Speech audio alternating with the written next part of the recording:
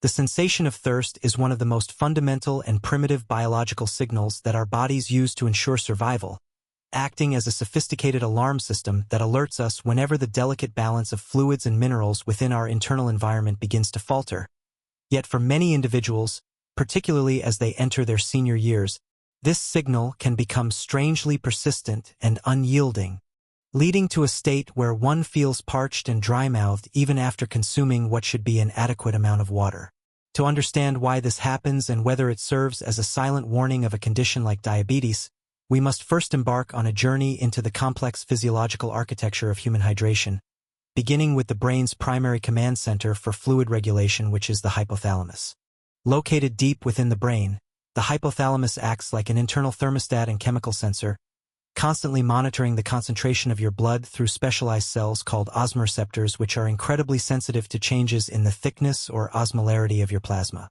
Imagine your blood as a soup. If the water evaporates or if you add too much salt, the soup becomes too thick, and in the same way, when your blood becomes even slightly too concentrated with solutes like sodium or glucose, these osmoreceptors shrink slightly, triggering a cascade of neural signals that reach your conscious mind as the urge to drink.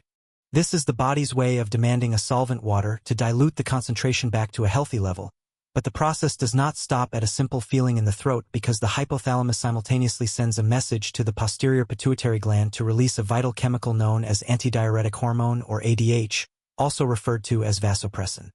The role of ADH is absolutely central to your survival because it travels through the bloodstream to the kidneys, where it acts as a microscopic gatekeeper, instructing the renal tubules to reabsorb water back into the body rather than allowing it to be excreted as urine.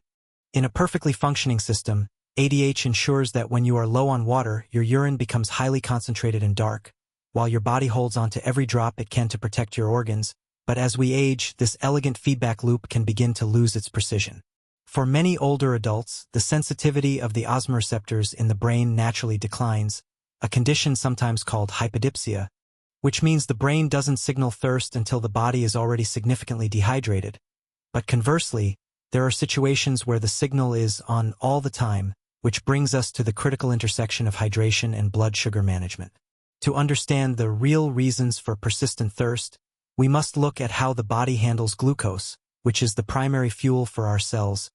and how the hormone insulin, produced by the pancreas, acts as the indispensable key that unlocks our cellular doors to let that fuel in. In a healthy individual, after eating, blood sugar rises, insulin is released, and the glucose is quickly ushered into the cells for energy or stored in the liver for later use, keeping the blood sugar levels within a narrow and safe range. However, in the case of type 2 diabetes, which is increasingly common in the elderly, the body's cells become insulin resistant,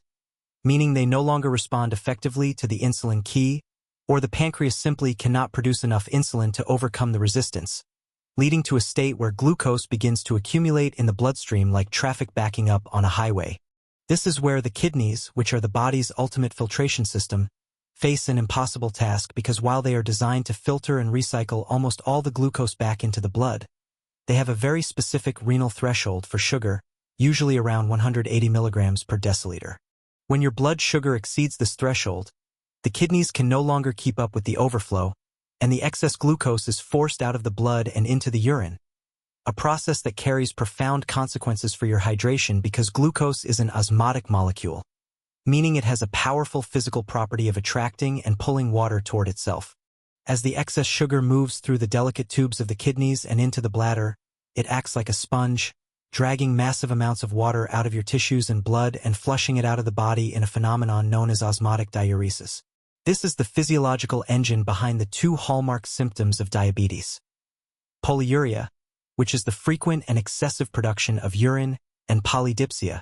which is the intense, unquenchable thirst that follows. For an older person, this means that even if you drink 2 liters of water, if your blood sugar is high, that water is essentially stolen by the excess sugar and sent straight to the bladder before your cells ever have a chance to use it, leaving you in a paradoxical state of being fluid overloaded in the bladder but bone dry at the cellular level.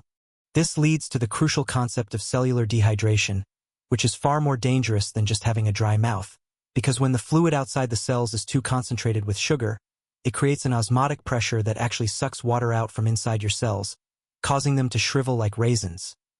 These thirsty cells then send desperate signals back to the brain, maintaining a constant state of thirst that no amount of gulping water can truly satisfy as long as the blood sugar remains elevated.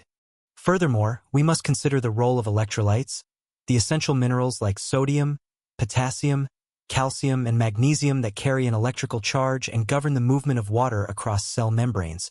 Because when you are caught in a cycle of frequent urination due to high blood sugar, you aren't just losing water, you are also flushing out these vital electrolytes. This creates a secondary problem where the body loses its ability to hold onto water properly, because water always follows salt, and if your electrolyte levels are depleted or imbalanced, the water you drink simply passes through you without being absorbed into the tissues where it is needed most, leading to a feeling of sloshing in the stomach while the mouth remains parched. For the elderly, the distinction between physiological thirst, which is a normal response to exercise, heat, or a salty meal, and pathological thirst, which is a symptom of a metabolic breakdown, is often blurred. Yet there are specific red flags that should never be ignored, such as waking up multiple times during the night to urinate, a condition called nocturia, which is often dismissed as a weak bladder or a prostate issue, but is frequently a sign that the kidneys are working overtime to dump sugar. Another subtle but telling sign of pathological thirst in seniors is a sudden change in vision, as high blood sugar causes the lenses in the eyes to absorb water and swell, changing their shape and making it difficult to focus, alongside a sense of profound fatigue because even though there is plenty of sugar in the blood, the cells are literally starving for energy because they cannot get the sugar inside. There are also many common misunderstandings that prevent people from identifying the real cause of their thirst, such as the belief that drinking healthy fruit juices is a good way to stay hydrated, when in fact the concentrated fructose and glucose in these drinks can cause a massive blood sugar spike that worsens the osmotic diuresis and makes the thirst even more intense an hour later. Some may also believe that if they are urinating a lot, it means their kidneys are working great, when in reality, it is a sign that the kidneys are under extreme stress, struggling to filter out a toxin, excess sugar, that shouldn't be there in such high concentrations in the first place. The long-term consequences of failing to recognize this connection between unquenchable thirst and diabetes are severe and far-reaching, as chronic high blood sugar acts like shards of glass in the bloodstream, slowly damaging the microscopic blood vessels in the kidneys,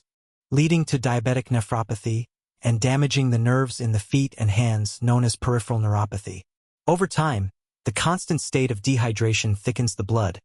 making it more viscous and harder for the heart to pump, which significantly increases the risk of hypertension, heart attack, and stroke in the elderly population. To visualize this for an older audience, imagine a steam engine that needs a constant supply of clean water and coal to run. If the coal is poor quality and creates too much ash, the excess sugar, and the water tank has a massive leak, the kidneys dumping water, the engine will eventually overheat and seize up, no matter how much water you pour into the funnel. It is also important to note that certain medications common among seniors, such as diuretics for blood pressure or certain antihistamines, can exacerbate dry mouth and fluid loss, making it even more vital to have a medical professional distinguish between medication side effects and a true metabolic disorder. In many cases, what an older person perceives as just getting older is actually a manageable metabolic condition that, if caught early through a simple A1C blood test or a fasting glucose check, can be addressed through lifestyle modifications like reducing refined carbohydrates, increasing fiber intake to slow sugar absorption, and engaging in regular resistance training, which naturally improves insulin sensitivity, by allowing muscles to soak up glucose without needing as much insulin. Understanding that persistent thirst is not just a nuisance but a complex biological SOS signal allows you to take control of your health before the damage becomes irreversible, moving beyond the simple act of drinking more water and toward the sophisticated management of your body's internal chemistry. In conclusion, the real reason you may always feel thirsty even after drinking enough water is often found in the intricate dance between your brain, your kidneys, and your blood sugar levels. It is a story of how an excessive sweetness in the blood leads to a drought in the cells, and by recognizing these patterns, the frequent bathroom trips, the blurry vision, the fatigue, and the thirst that water won't fix, you are listening to the most important voice of all, your body's own wisdom, which is calling for balance, proper nourishment,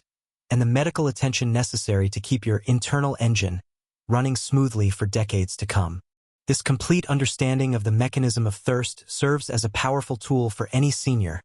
transforming a confusing symptom into a clear roadmap for long-term wellness and metabolic health.